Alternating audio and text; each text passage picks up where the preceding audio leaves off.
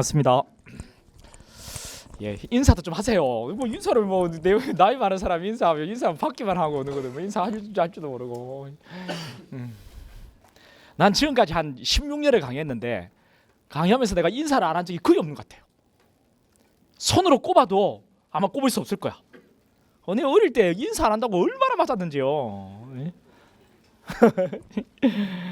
자, 여러분 이번에 시험 본다고 고생 많았습니다. 일단 그 시험 문제를 딱 우리 보니까요. 저도 한번 풀어보거든요. 항상 여러분들 그 하면 지금 문제가 바로 올라오잖아요. 그래서 이제 한번 풀어봤습니다. 이제 풀어봤더니 원래는 엄청나게 속도감 있게 툭 치서 나가야 되거든요. 턱 찍어 턱 찍어 턱 찍어 턱 찍어 턱 찍어 이렇게 나가야 돼요. 근데 이번에는 딱 보는 순간 그래도 한번 좀 읽어봤어요.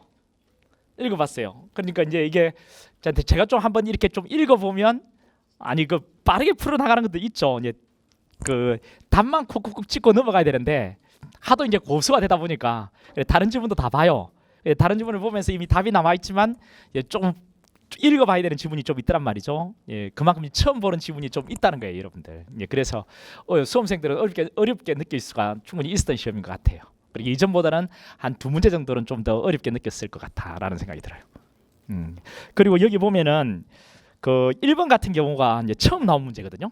1번이 지금까지 처음 나온 문제예요. 그리고 앞으로 나올 거냐? 앞으로 나올 가능성이 저는 없다라고 봅니다. 지금까지 한 번도 나온 적이 없거든요. 지금까지 이런 문제가 거의 요 근래에 있잖아요. 전 직렬 통틀어서 나온 적이 없어요. 그러니까 이 문제는 그럼 다음에 또 나올 거냐? 나올 가능성이 없겠죠. 이제 그런 문제를 가지고 고민할 필요는 없어요. 그리고 이제 다음에 그냥 반영해서 네가 강의 시간 이제 해줄 거냐? 안 해줄 겁니다. 그럴 필요 없을 것 같아요. 그래도 이제 한번 나왔으니까 이런 문제가 나온 적이 있다라고는 이야기해줘야죠. 근데 중점적으로 강의는 안 할 겁니다. 자, 하여튼 1번 문제는 전 직렬 통틀어가지고 지금까지 처음으로 나온 문제고요. 아주 오래 전에는 나온 적이 있어요. 1900년도에. 그러니까 이런 문제를 틀렸다 해가지고요. 이것 때문에 뭐 흔들리고 뭐 어떻게 되는지 그럴 필요는 전혀 없습니다, 여러분. 현실적으로.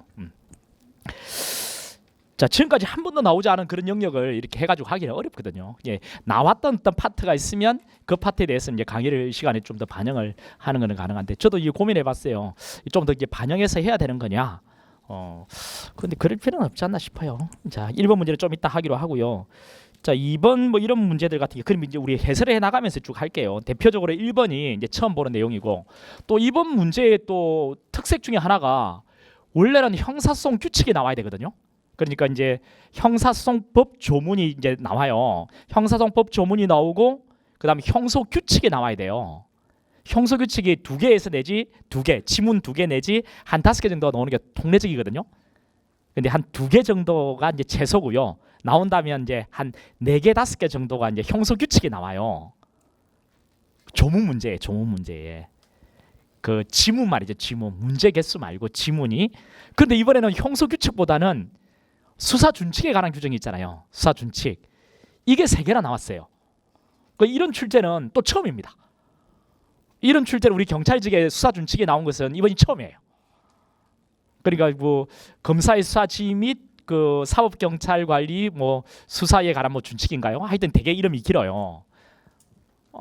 이게 나왔습니다. 이게. 그런데 이전에 사법경찰관리 직무규칙이라는 법무부령인데 이게 이제 수사준칙 이 규정으로 바뀌었거든요. 그 내용이 이쪽으로 다 옮겨왔단 말이에요. 그런데 수사지휘에 관한 내용은 지금 수사권을 조정하려고 하는 거잖아요. 그러면 지금 이런 지휘에 관한 내용은 물어볼 필요가 사실 없는 것이거든요. 지금 이제 합의가 다 되었고 지금 이제 조만간에 되지 않겠어요? 여러분 어제 보셨어요 그거? 어제 그거 본다고 아무것도 못했네요. 근데 뭐 꾸자 하는 답은 하나도 얻지를 못했어요. 저는 자기는 모르는 일이다. 각각이 다 알아보면 되지 않겠냐. 자기가 지금 알아볼 수 있는 사항은 아니다. 이렇게 억 단위로 10억 정도 이렇게 투자를 하는데 그냥 한두 번 1년에 한두 번씩 보는 사람이고 뭐 모른다. 왜 도망쳤는지 모르겠다. 그래서 난 좀 깝깝했습니다. 알고도 듣고자 하는 답은 하나도 이제 그럴 거라 예상은 했었지만. 하여튼요. 그게 중요한 게 아니고 여러분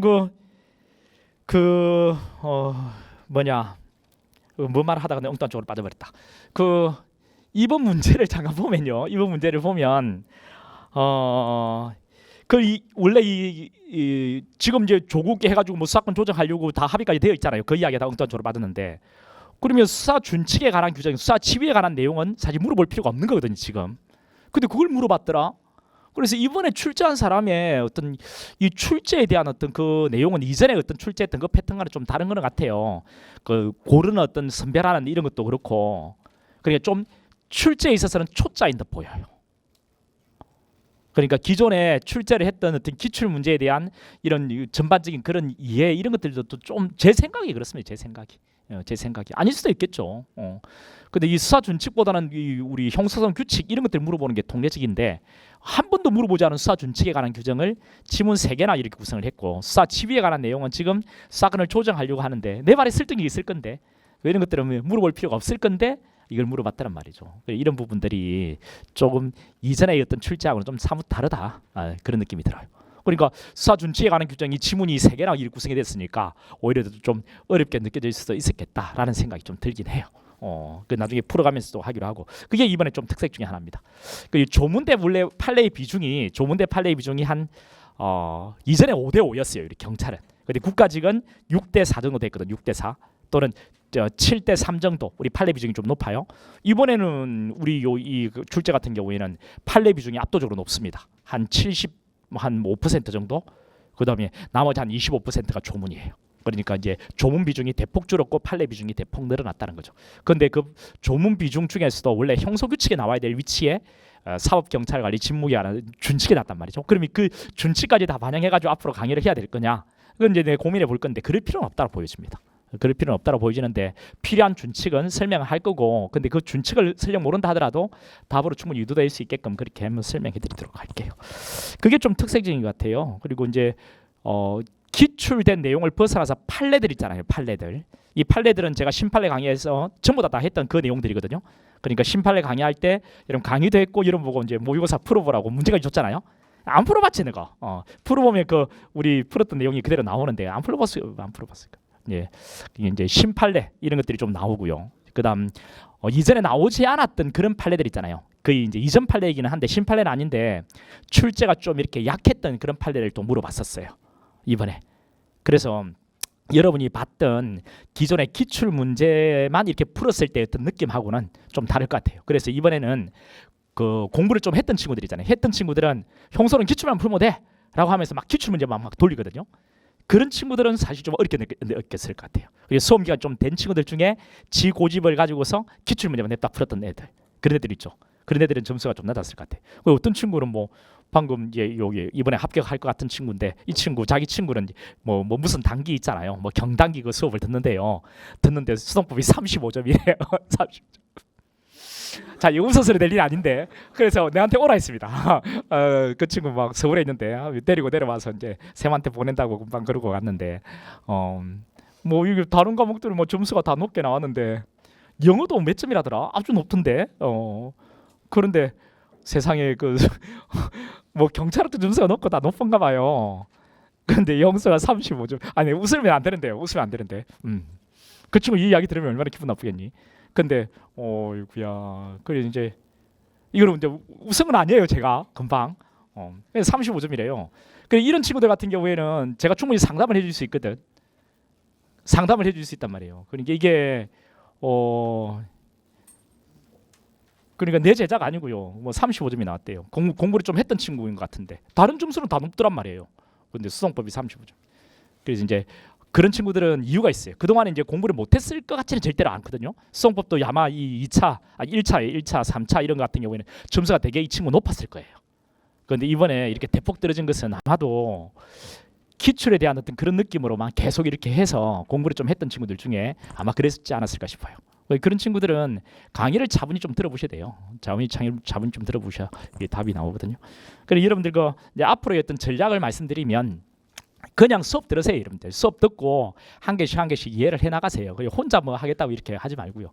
여러분 기출을 좀 벗어나서 이렇게 출제를 하면 여러분이 각 영역들마다 조금씩 얻어야 될 게 있습니다. 신판례 강의에서 얻어야 될 거, 신판례 나중에 하면서 이거 신판례 우리 지문들 여러분 찾아보라고 할 거예요. 우리 모의고사까지 제가 냈던 것이거든요.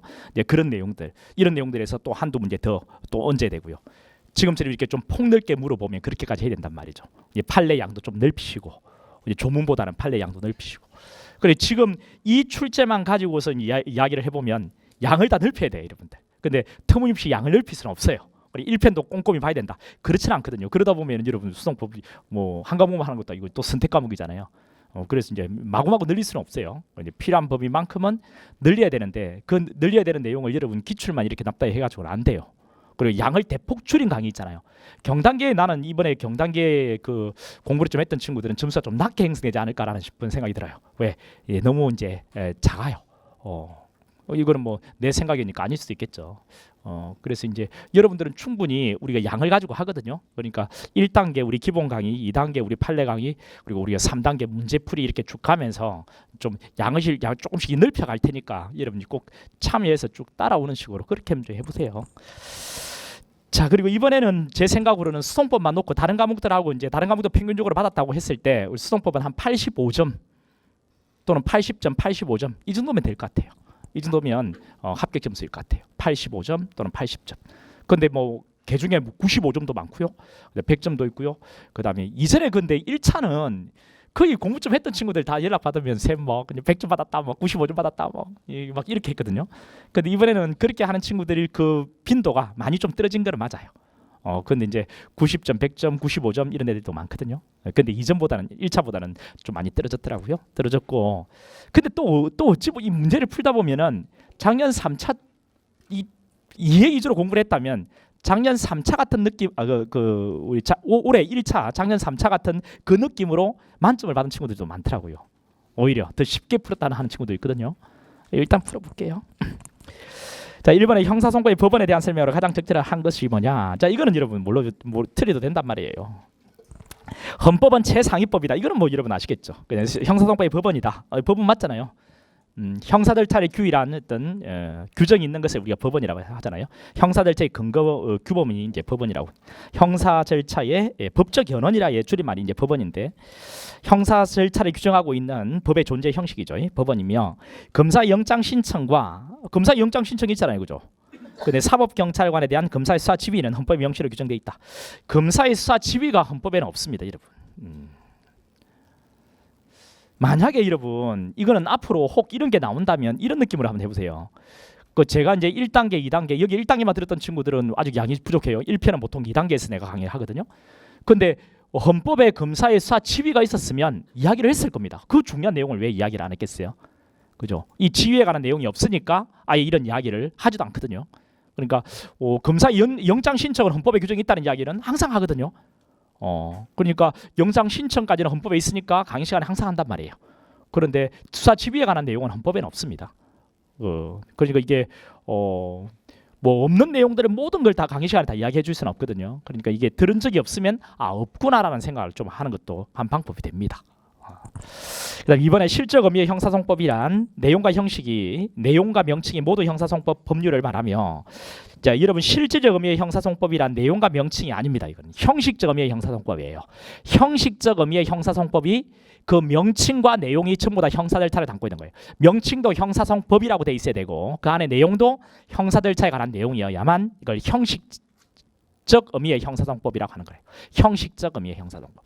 자, 명칭은 형사소송법이라는 이름을 갖고 있지는 않은데 그 안에 형사 절차에 관한 내용을 담고 있는 것을 실질적 의미의 형사소송법이라고 합니다. 그러니까 실질적 의미의 형사소송법이란 이렇게 가면 안 되고요. 이 지문은 형식적 의미의 형사소송법이란 이렇게 가야 돼요. 형식적 의미의 형사소송법, 그게 우리 1954년에 제정된 우리 형사소송법전을 말하는 거예요.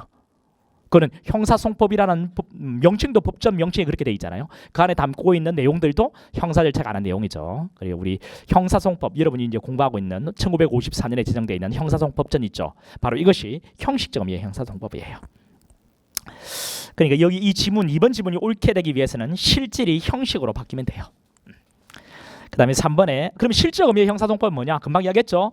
명칭은 형사소송법이란 명칭이 아닌데 그 안에 담고 있는 내용이 형사 절차에 관한 내용이면 된다고요. 뭐 우리 뭐가 있어요? 경찰관 직무집행법 이런 것들, 국민의 형사재판 참여에 관한 법률 이런 것들이죠. 그렇죠? 이런 것들이 명칭은 형사소송법이란 명칭이 아니죠.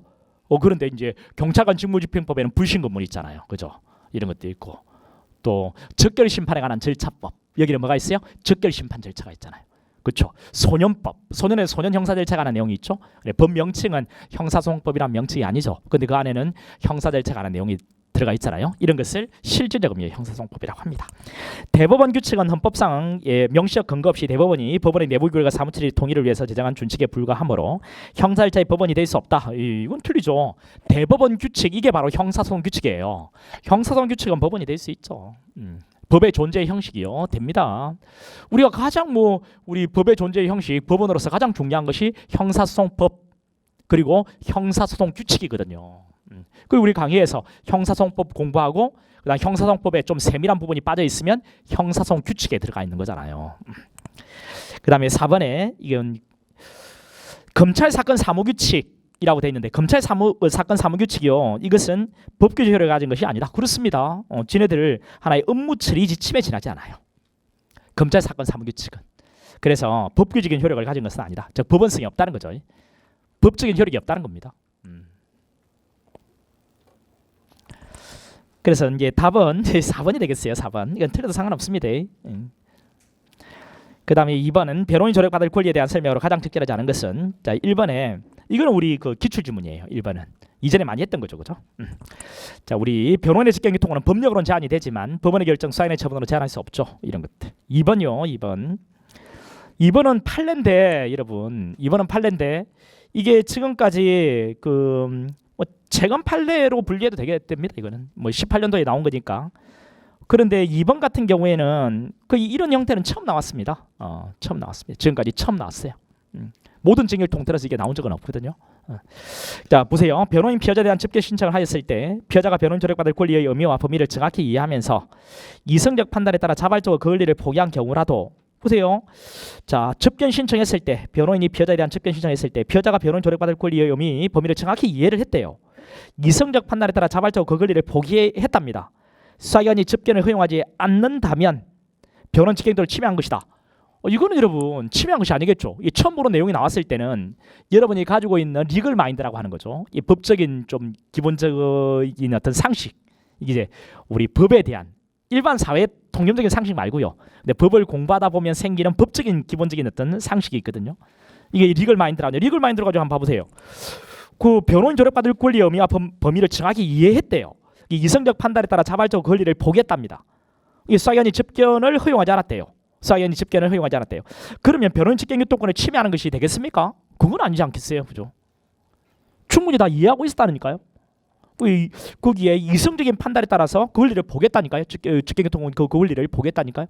이것이 그리 접견을 허용하지 않았다는 거예요. 수사기관이 이걸 직권유통권을 침해한 것이라고 볼 수는 없겠죠.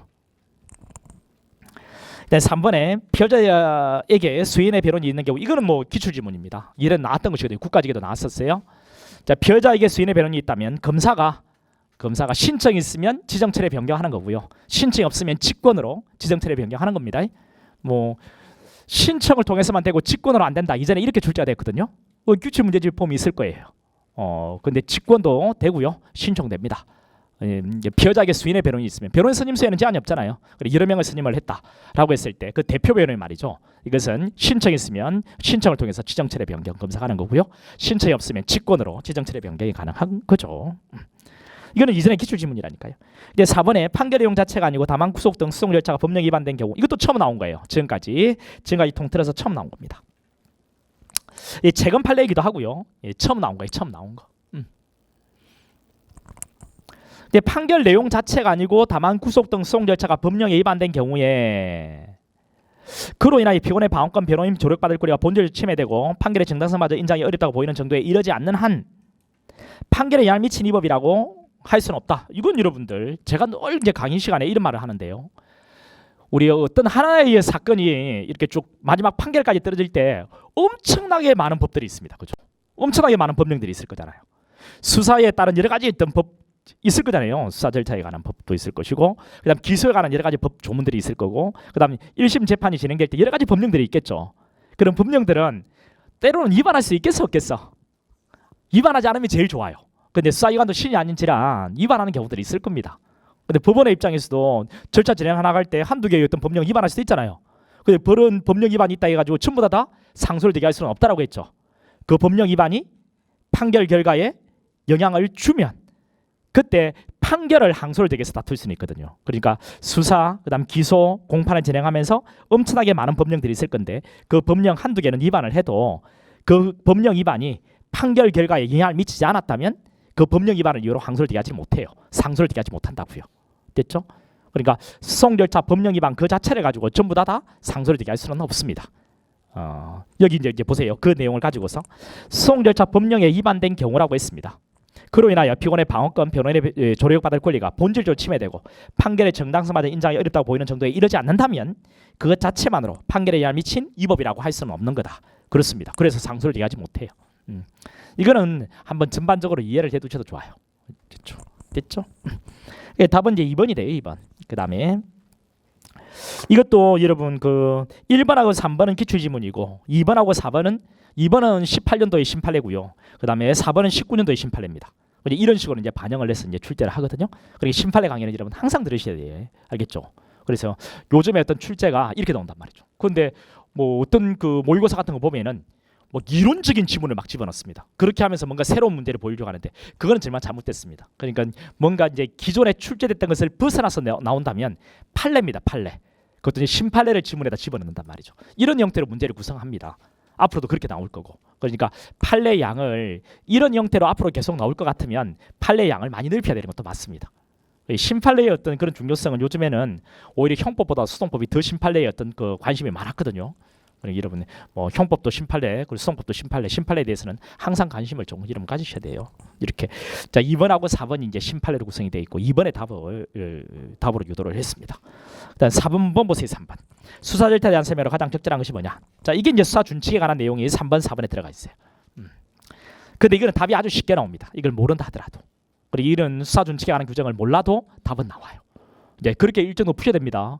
여러분 형사소송 규칙이죠. 이거는 여러분 또 만약에 이 3번, 4번이 기존의 전형적인 어떤 틀대로 나온다면 3번, 4번 지문이 수사 준칙에 관한 규정이 아니고요. 형소 규칙에 들어가는 거예요. 형소 규칙이. 형소 규칙이 들어가고 소송법 내용이 들어가고. 이렇게 해가지고 결국은 소송법 내용이나 이런 데서 답으로 유도되는 형소 규칙 중에 뭐 처음으로 출제되는 규칙이 있으면 그게 답으로 유도되지 않는 그런 형태가 전형적인 출제인데 이번에는 수사 준칙에 관한 규정이 3번, 4번에 들어가고 2번은 우리가 익히 소송법에 있는 내용이고 출제됐던 내용이에요. 그러니까 2번이 답이거든요. 그러니까 쉽게 고를 수 있는 거죠. 그러니까 여러분 이제 쉽게 문제를 푼 친구들은요 수사 준칙에 관한 규정이 있었습니까? 라고 할 정도로 왜? 이번에 답이 나오니까 읽지도 않고 넘어간 거죠. 여러분 이제 그렇게는 좀 푸셔야 돼요. 실제 시험장에서는. 수사 절차에 대한 설명을 가장 적절한 것이 뭐냐? 1번에 그 여러분 그 경무관, 총경, 경정, 경감, 경위, 경사 들어갔네요. 이게 틀리죠, 여러분. 경위부터 사법경찰관이죠, 그렇죠? 순경, 경장 그리고 경사는 사법경찰이잖아요. 이번에 사법경찰관은 수사 과정에서 수사 관련하여 작성, 지대간 서류 또는 물건에 대한 목록을 빠짐없이 작성해야 한다. 이거 맞네, 그죠? 빠짐없이 이게 중요 목록 이렇게 바꿔 출제한 적이 있죠. 빠짐없이 이게 답이에요. 그리고 1번 지문은 지금까지 모든 증인을 통틀어서 거의 처음입니다, 여러분. 그 사법경찰관 이거 이야기할 때 그 경사를 살짝 집어넣어 가지고 틀린 지문으로 유도한 것은 처음이에요, 처음. 전 증인을 통틀어서 지금까지 처음이라고요. 3번에 사법경찰이 수사를 개시한 때 사건의 경중에 관계없이 즉시 관할지방검찰청 검사장 또는 지청에 보고해야 하고 중대한 사건의 경우에는 수사 지휘를 건의해야 된다라고 했는데요. 사건 경중에 관계없이 보고한다. 그렇지 않아요, 여러분들. 이거 수사 준칙에 관한 내용은 여러분 근데 이게 참 이게 출제를 왜 이렇게 했는지 좀 물어보고 싶을 정도인데 지금 수사권 조정을 하려고 하고 지휘를 받지 않고 수사를 하려고 하는 마당에 기존의 수사 지휘에 관한 내용을 물어볼 필요는 없지 않을까요? 이 내 말에 설득이 없나? 난 무조건 있을 것 같은데. 수사권 조정을 그렇게 하려고 하고 지금 합의까지 다 된 이 마당에 앞으로는 전부 다 바꿔야 되는 마당에 이전에 이 지위에 관한 내용을 왜 물어볼까? 왜 물어보셨어요? 그럴 필요는 없을 것 같은데. 그죠? 예, 답은 일단 나왔어요. 자, 이 사건의 경중에 관계없이 보고를 해야 되는 건 아닙니다. 사건에 그 밑에 해설을 붙여두었는데요. 그 밑에 3번 보세요. 그 해설 붙여요. 다음 각부의 어느 하나에 해당하는 범죄, 수사준칙에 관한 규정에서 규정하고 있는 범죄예요. 범죄가 쭉 있거든요. 이때에 그때 보고하는 겁니다. 그러니까 사건의 좀 중범죄들 보고하는 거예요. 중범죄들. 사건의 경중에 관계없이 다 보고하는 게 아니고 그 수사준칙에 관한 규정한 이 범죄들은 뭐 내란죄 같은 아주 중범죄들을 쭉 나열하고 있거든요. 이런 범죄의 경우에 보고를 하는 겁니다. 됐죠? 그 다음에 4번 보세요. 사법경찰이 살인의 죄 13세 미만 아동장애인에 대한 성폭력 범죄 수사를 개시한 때 반드시 입건 여부에 대한 검사 의견에 따라야 한다라고 되어 있는데요. 이런 것들도 왜 물어봐요? 아무리 생각해봐도 참 이게 뭐 그러니까 이게 그 좀 아니란 말이죠. 예, 그만할게요. 이건 그렇지 않습니다, 여러분. 그 4번 해설도 한번 봐보세요. 사법경찰은 살인의 죄 13세 미만의 아동장애인에 대한 성폭력 범죄에 해당하는 범죄의 혐의가 있다고 인식하는 때 즉시 수사를 개시하고 지금 지청장에 보고해야 한다. 이렇게 이제 74조에 되어 있어요. 살인의 죄 13세 이런 것은 범죄 혐의가 있다고 인식하면 즉시 수사를 개시하고 보고를 합니다. 그런데 밑에 사법경찰은 대공, 선거 쭉 있죠. 이런 경우에 입건 여부에 대한 검사 의견에 따라야 한다라고 되어 있죠. 그렇죠? 그 살인의 죄나 13세 미만의 아동 장애인에 대한 성폭력 범죄 등에 해당하는 범죄의 경우에는 자 입건 여부에 따른 그 검사 의견에 따라야 되는 게 아니에요. 됐죠? 그냥 이제 수사를 진행하는 겁니다. 즉시 수사를 개시하고 지금 지청장에게 보고를 하면 돼요. 됐죠?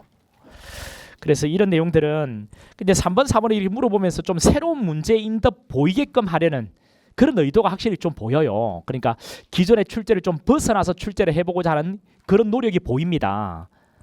답은 일단 쉽게 유도가 됐습니다. 그죠? 이제 그런 노력이 좀 보이는 문제. 그런데 3번, 4번 같은 경우는 물어볼 필요가 지금은 좀 없는 내용이라는 거죠. 이제 바뀔 건데 지위를 받지 않을 건데. 자, 그 다음에 넘어갈게요. 4번 함정사. 이거는 뭐 전형적으로 우리가 나왔던 문제예요. 그렇죠? 이 문제는 이제 틀리면 안 돼요. 이게 기본 강의를 들었던 친구들도 틀리면 안 되는 문제죠. 그러니까 1번 관련에 맺지 않은 유인자 그렇다면 위법한 함정사에 해당한다. 틀리죠. 맺지 않았으면 적법이라 했고 그 다음 이거는 무죄 판결 아니죠. 공기판이고 부축배기는 적법이죠. 위법한 함정사에 해당한다. 틀리고요. 인지 추가 범행 기회를 제공한 것이니까 적법이죠. 함정사에 해당한다 할 수 없다. 4번이 답이네요. 그죠? 이 문제는 틀리면 안 돼요. 자 5번 압수수색에 대한 설명. 이것도 여러분 1번은 옳은 지문이죠. 그죠? 그 법관이 발부한 영장에 의해서 하는 것이 원칙이다. 됐고 특정되어 있어야 한다. 피해자의 신체 물건 압살물이 있으면 인정할 수 있는 경우에 한해서 수색할 수 있다. 이거는 옳은 지문이에요. 1번은. 마치 법원직 출제 같은 느낌이에요. 법원직 출제. 그러니까 뭐 지문이 되게 길죠. 그죠? 이것도 여러분 1번 같은 지문이 출제 빈도가 절대로 높지 않아요. 이게 출제가 거의 안 된 지문이죠. 이거는 1번은. 뭐 각각 끊어서 이제 나온 적은 있겠죠. 끊어서. 근데 그 빈도는 되게 낮고요. 자 이번에 법관이 압수수색 영장을 발부하면서 압수할 물건을 특정하기 위해서 기재한 문헌은 엄격히 해석해야 되고 자 함부로 피압사 등의 불리한 내용을 확장 유출해서는 안 된다. 그렇죠. 자 압수 장소의 보관적 물건 이거는 했던 거죠. 그죠. 그리고 지문을 길게 만들려고 안 가지면 쓴 거예요. 그죠. 저 속독 실력이 필요합니다. 보관 중의 물건, 현존하고 있는 물건으로 해석할 수 있어 없어? 없죠. 그다음에 3번에 컴퓨터 내에 저장되어 있는 이메일 등 이거는 우리 기본 강의에서 했던 거죠. 이메일. 자 이메일 대물적 강제처분으로서 해석상 허용된다. 그렇죠, 여러분. 컴퓨터 내에 저장되어 있는 이메일 등 전자정보 그러니까 그 아이디 패스워드 집어넣어 가지고 이메일에서 이게 그 컴퓨터에 저장을 했습니다. 이거 탐색해 가지고 압수수색하는 것은 형사상 해석상 허용되는 거죠. 그런데 아직 내 아이디 패스워드 집어넣어 가지고 내 그 컴퓨터에 내려받기를 하지 않았어요. 저장을 안 했습니다. 그런 경우는 어떻게 한다고요?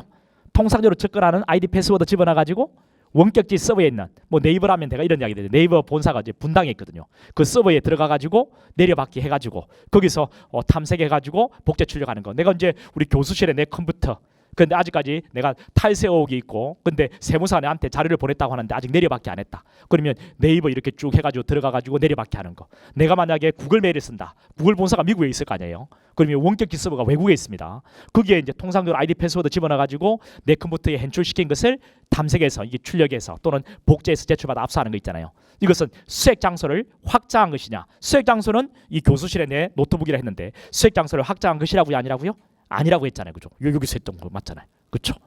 그 이야기거든요.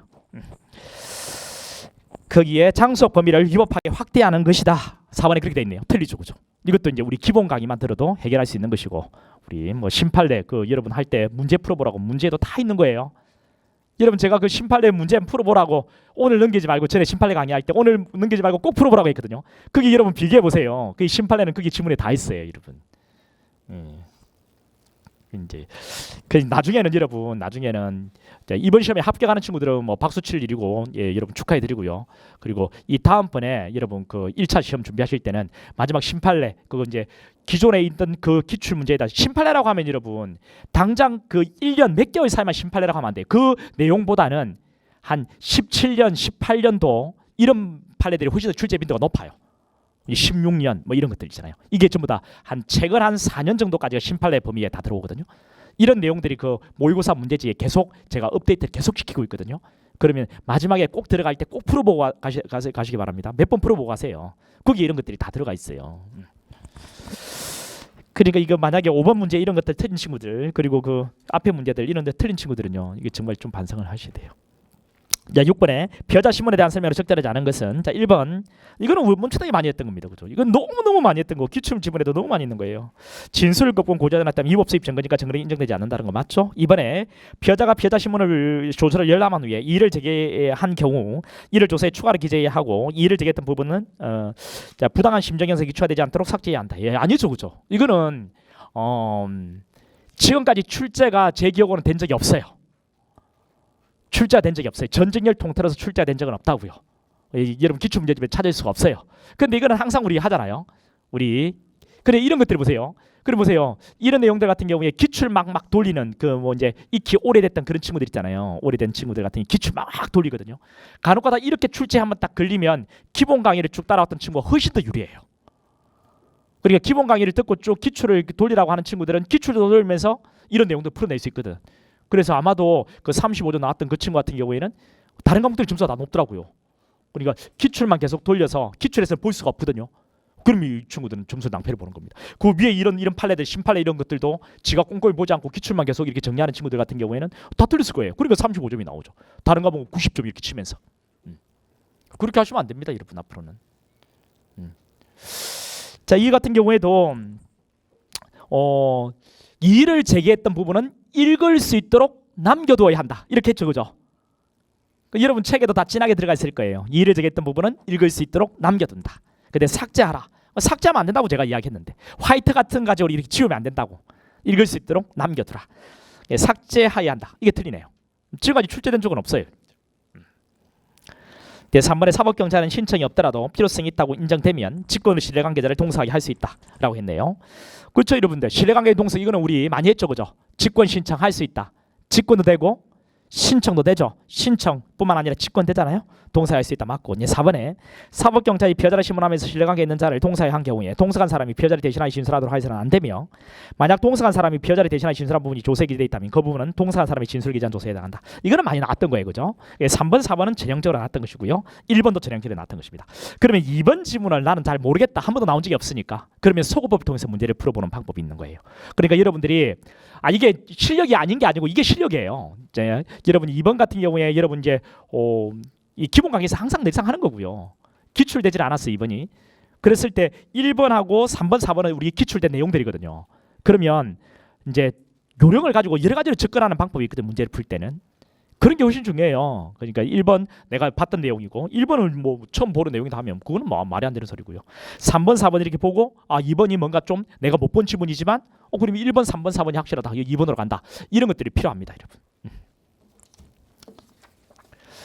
그 다음 7번 보세요. 그 체포 절차에 대한 설명으로 적절하지 않은 것은 자 1번 같은 경우에 사법경제 피해자를 체포했을 때 변호인이 있으면 변호인에게 이건 우리 많이 했던 거죠. 변호인이 없으면 변호인 있으니까 나중 피해자가 지정한 자에게 직접 있으면 체포 통지하여야 한다. 그렇죠, 여러분.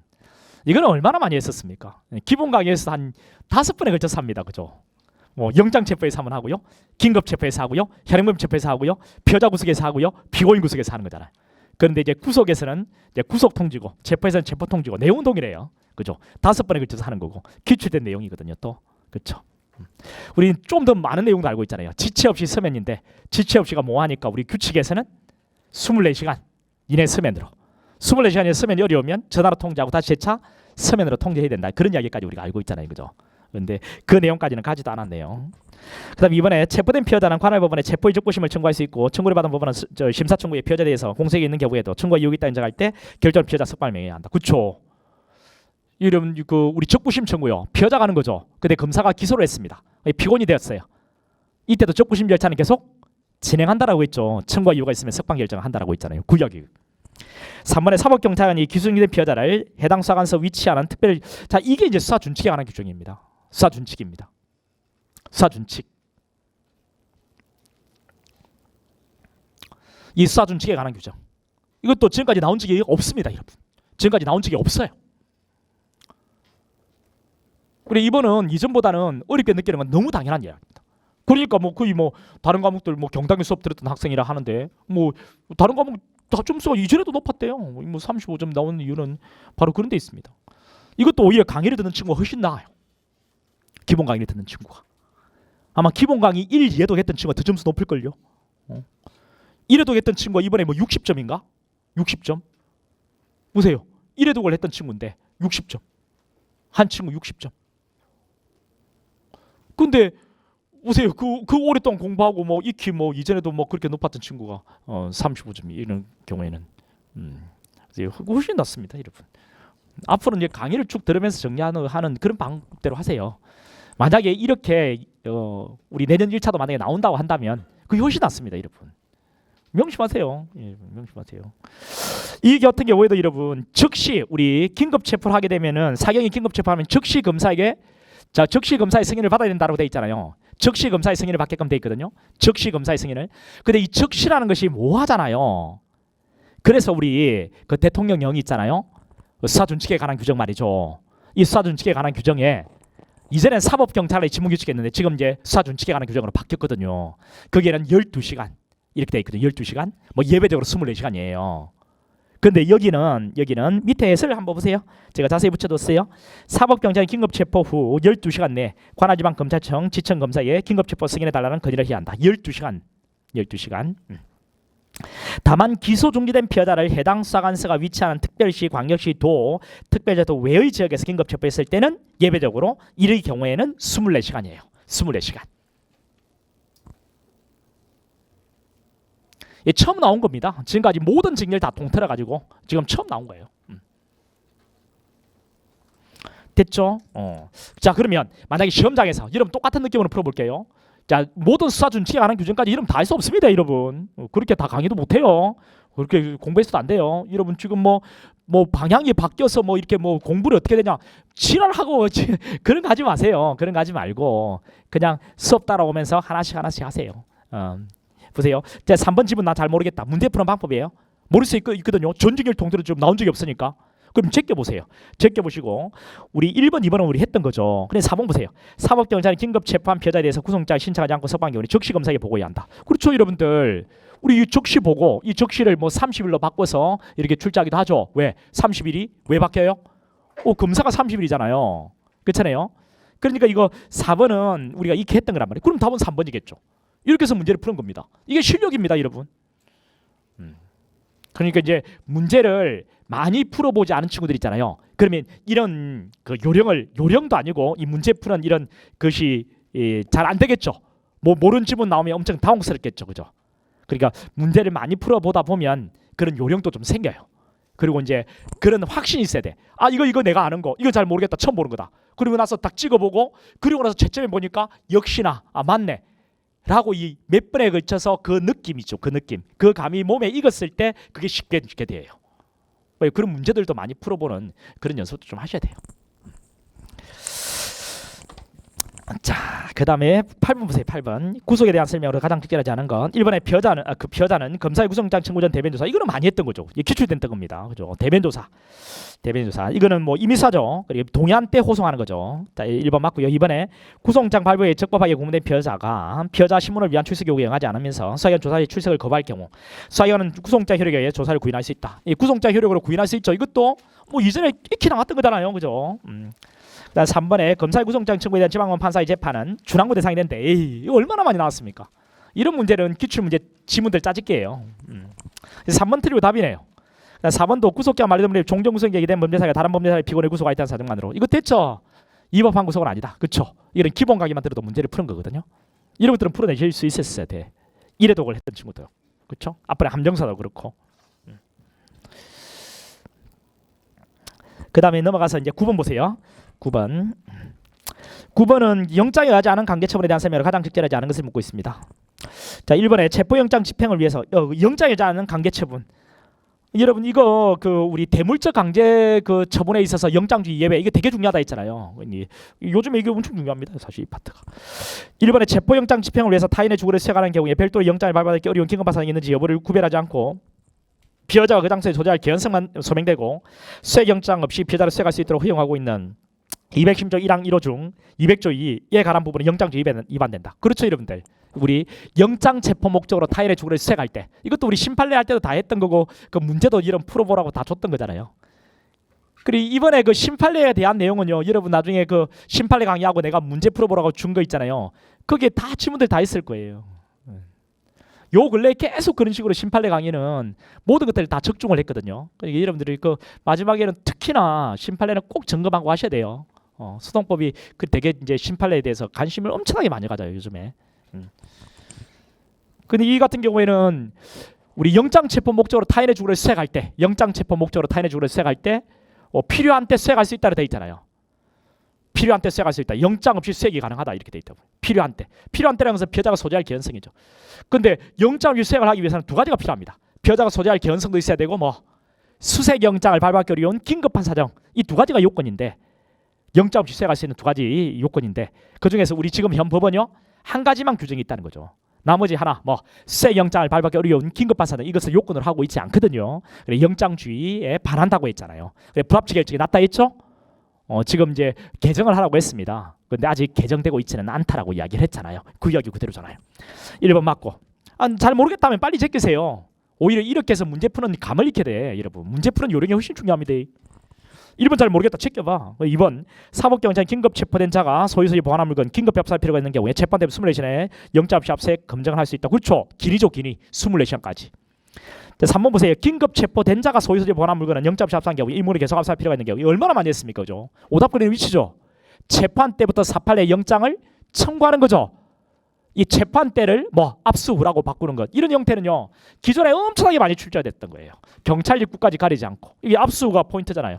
바로 압수후한 때부터 했으니까 바로 틀리죠. 그리고 1번 질문은 나는 잘 모르겠다. 모를 수도 없지만 잘 모르겠다면 빨리 제끼시면 돼요. 그때 흔들리면 안 돼요, 여러분들. 그때 이제 멘탈 관리가 되게 중요하다는 거죠. 여러분 이게 우리 시험이 멘탈 관리가 훨씬 중요해요. 그럼 지금부터 멘탈 관리 잘하세요. 이게 얼마나 중요하냐면 여러분이 적과 싸우는 거하고 똑같거든요. 여러분이 이렇게 어떤 놈과 대련을 한다. 또는 이제 전쟁에 나가서 적을 해치운다. 어떤 놈을 딱 처음 보는 놈이다. 그러면 처음 보는 놈일 때 내가 겁을 잔뜩 먹으면 어떻게 돼? 내 실력을 발휘할 수 있을까? 이게 중요한 이야기인데 없어요, 여러분들. 그래 처음 보는 놈이다. 그럼 앞으로 죽게 될 놈이 되게 많잖아요. 그럼 제끼시고 다른 놈들 보시면 돼요. 다른 놈들 막 해치우면 된다고. 다른 놈들 해치우면 이놈도 어떻게 되겠어요? 쥐 편이 거의 대부분 다 죽었으면 쥐도 움츠리 들겠죠. 그 말인즉슨 여러분에게 힘이 생긴다는 거예요. 거의 대부분 다 문제를 풀었어.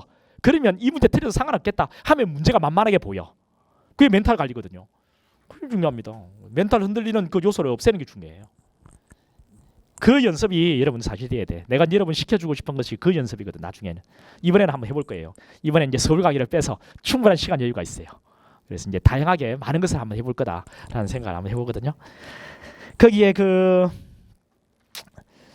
그러니까 여러분 답이 3번이 나왔잖아요. 벌써 이제 4번도 보세요. 교통사고를 가장한 살인사건 범행일로부터 약 3개월 가까이 경과한 후 범죄에 이용된 승용차의 일부분인 강판 조각이 범행 현장에서 발견된 경우에 이 강판 조각은 218조 규정된 유류물에 해당하므로 영장 없이 압수할 수 있다. 강판 조각 유류물에 해당하고 영장 없이 압수할 수 있다. 유류물 맞죠? 영장 없이 압수할 수가 있습니다. 이것도 판례인데요. 처음 나왔습니다. 지금까지 모든 증인이 다 동틀어서 나온 적이 없어요. 그리고 이번에 출제자가 이런 의도를 가지고 좀 출제한 듯 보여요. 그래도 이제 답은 이렇게 나온다고요. 항상 문제를 구성할 때 이렇게 구성된다고요. 그리고 어떤 모의고사 보면 기상천외한 문제들을 내는데 그렇게 하지 마세요. 문제를 구성할 때는 딱 이렇게 내요. 어떻게 되냐면 이전 판례 아니면 신판례를 하나 집어넣고 기존에 나왔던 것 쭉 배열하고 하나 새로운 걸 집어넣어요. 근데 거기는 답으로 유도되는 경우도 있지만 유도되지 않는 경우가 더 많아요. 그런 식으로 문제를 구성하거든요. 근데 이제 그러니까 기존에 나와 있는 판례들 중에 하나를 출제자가 의도적으로 뭔가 골라서 집어넣고자 한다라고 하면 그걸 적중시킬 수 있는 강사는 없어요. 우연찮게 한두 개를 맞출 수는 있어도 어려워요. 그 판례가 엄청나게 많은데 그걸 어떻게 해요? 이런 경우에는 소거법이라는 게 훨씬 중요합니다, 여러분. 됐죠? 아니면 이제 리걸 마인드라고 하는 그동안의 어떤 법적인 어떤 기본적인 개념을 갖고 판례라는 것도 결국은 법을 해석해서 쟤네들이 때리는 것이니까 그 법에 대한 이해가 돼 있으면 그것을 가지고서 그 감으로 문제를 푸는 거예요. 유리물 맞잖아요. 그죠?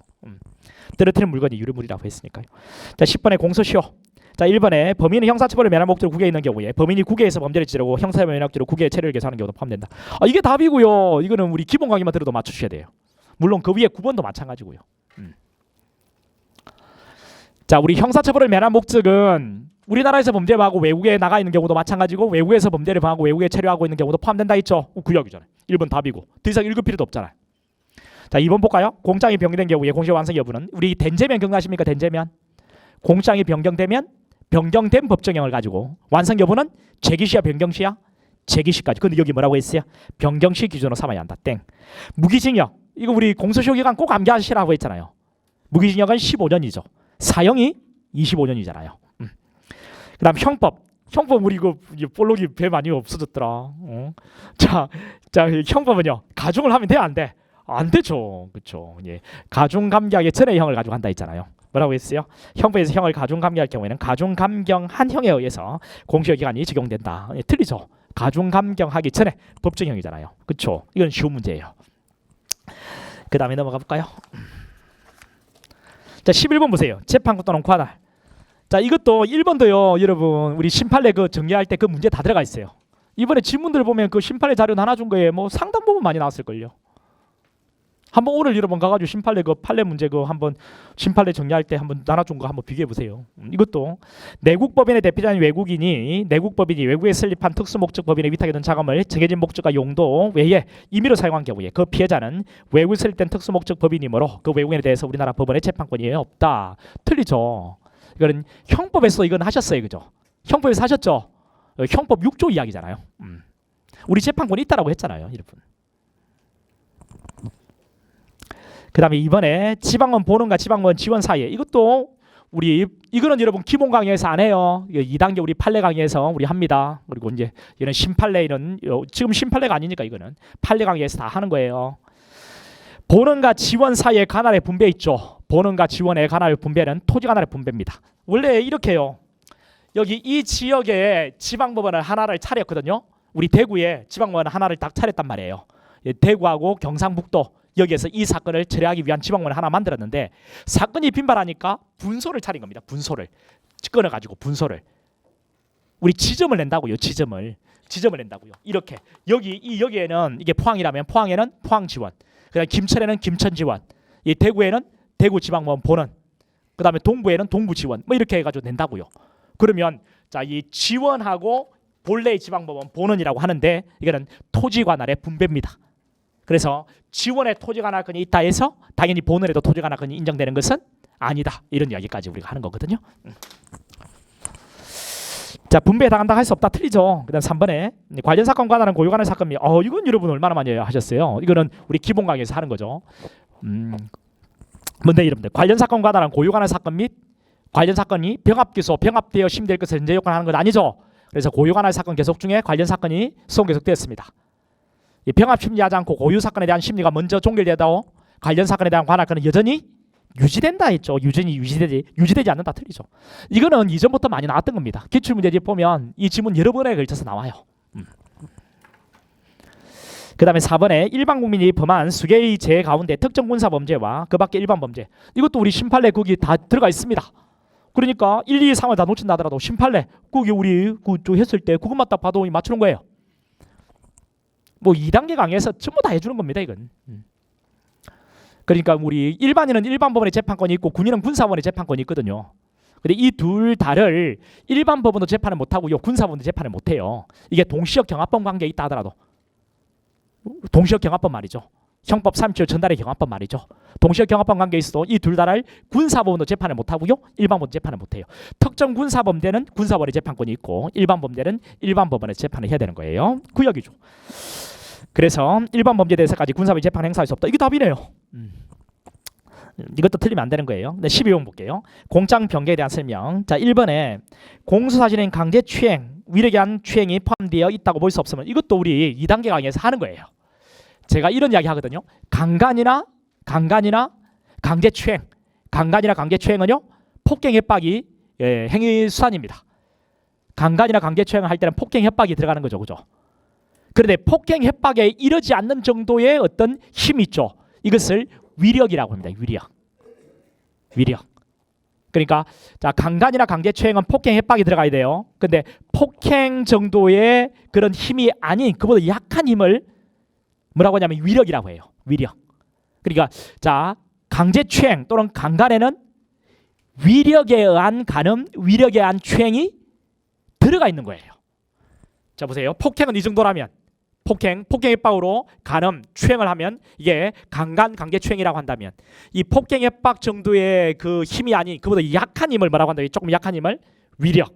그러니까 위력이라는 것은 뭐 이 폭행 협박으로 이제 간음을 하고 저 강간, 강제추행에 들어가 있는 거죠. 축소된 사실이죠. 축소된 사실을 인정할 때는 공장 변경이 필요해요? 필요 없어요? 필요 없죠. 그렇게 가는 겁니다. 자, 강제추행은 위력에 의한 추행이 포함되어 있다고 볼 수 없으므로 볼 수 있는 거죠. 이 2단계 강의에 설명해 주는 거예요. 자, 넘어가서 횡령과 배임. 이거는 1단계에서도 하죠. 횡령, 배임 횡령은 공장 변경이 필요해? 필요 없어? 필요 없다라고 하죠. 배임, 공장 변경 시 배임죄를 적용하여 처벌할 수 없다. 틀리죠. 그다음 3번 볼게요. 공판 심리 중인 범죄 사례가 동일 승인되는 범죄 사례. 이것도 우리 그 심판례 강의, 그 심판례 그 문제 자료 나눠준 거 그게 그대로 있고 다 설명했던 거예요. 그리고 2단계 강의에서 설명하는 거고. 얼마나 많이 설명했는데 우리 문제풀이 알짜 할 때도 얼마나 많이 설명하는 거예요. 근데 이거는 좀 어려운 내용은 맞아요. 자, 이게 뭐냐면 이렇게 해가지고요. 자, 이것으로 먼저 기소가 돼 있습니다. 기소돼 있습니다. 이게 포괄일죄인데 그런데 자 그런데 여기 보세요. 이렇게 하고 또 이렇게 한번 표현해 볼게요. 자, 여기 추가로 이게 이제 발견이 됐어요. 추가로 발견됐어요. 그런데 자, 이거 이걸 하지 말고요. 세 개를 그려야 되겠네. 이렇게. 자, 이 부분 있죠. 이 부분. 이게 포괄일죄예요. 그리고 이 부분에 대해서 기소가 됐습니다. 기소가 되고 이게 지금 기소돼서 재판 받고 있어요. 근데 이 부분에 대해서 판결이 선고되고 확정이 됐습니다. 자, 여기 확정이 되는데 이 판결 선고가 여기서 있다 한번 해볼게요. 판결 선고 여기 되고 확정이 됐다 해볼게요. 확정이 됐습니다. 확정이 됐습니다. 그러면 자, 여기 이게 포괄일죄인데 이것도 포괄일죄로 기소가 됐어요. 이것도 포괄일죄예요. 그러면 어떻게 돼? 여러분, 이걸로 확정이 되면 여기 선고가 됐다면 어디까지 기판이 미쳐? 위에 세모까지 기판이 미치죠. 그렇죠? 그리고 이 밑에 이 마름모 여기는 자, 이거 1번, 이거 2번, 3번 해볼게요. 3번에는 기판이 미쳐 안 미쳐? 안 미치죠. 그럼 이제 이 여기까지가 하나의 포괄일죄가 되는 거고 이게 하나의 포괄일죄가 되는 거예요. 이 둘 사이에 동일성이 있어 없어? 동일성이 없죠. 동일성이 없죠. 그러니까 사실행 판결 선고 그리고 확정이 되면 이 선고시를 기준으로 해서 두 개의 포괄일죄로 분단이 된다 했죠. 그리고 이 둘 사이에는 동일성이 없어요. 동일성이 없으니까 자, 이거 자, 이 세모 있잖아요. 이 세모를 이 마름모로 공소장 변경이 돼 안 돼? 안 되죠. 왜? 동일성이 없으니까. 동일한 범죄가 아니니까 공장 변경은 안 돼요. 그러면 결국은 이 세모에 대해서는 법원이 어떤 재판을 때릴 수밖에 없어요? 여기까지 이미 확정 판결이 존재하니까. 자, 확정 판결이 있으면 뭐 면소 판결로 끝낼 수밖에 없는 거죠. 면소 판결로 끝내고 그러면 이 마름모에 대해서는 별개의 범죄잖아요. 별개의 범죄니까 마름모로 뭐 해야 돼? 추가로 기소를 해야 되는 거예요. 별개의 범죄니까. 여러분이 마치 자, 이게 하나의 범죄고 이게 하나의 범죄예요. 별개의 범죄니까 이거는 자, 추가로 기소해야 되는 겁니다. 추가로 기소.